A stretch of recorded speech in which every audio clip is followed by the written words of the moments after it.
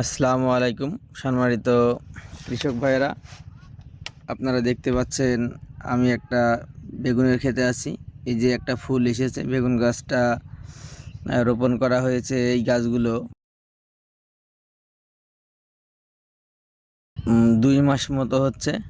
এই 2 মাসের মাথায় সুন্দর করে আগাছা দমন করে নিয়মিত পরিচর্যা করে সার মাটি দিয়ে রাখা হয়েছে। বেগুন গাছে খুঁটি দেওয়া হচ্ছে যেন বেগুন গাছগুলো হেলে না পড়ে।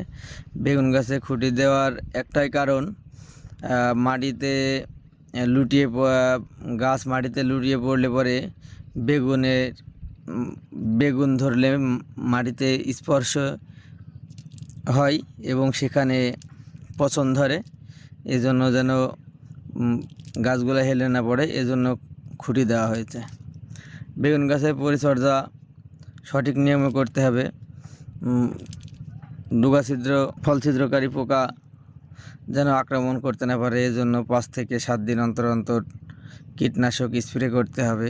বেগুন গাছের পুরাতন পাতাগুলা কেটে রাখতে হবে এবং পর্যাপ্ত পরিমাণ আলো বাতাস পাই সেজন্য গাছগুলো সোজা রাখতে হবে। আপনারা যারা বেগুন চাষ করেন অবশ্যই এই সমস্ত দিকগুলো খেয়াল রাখবেন,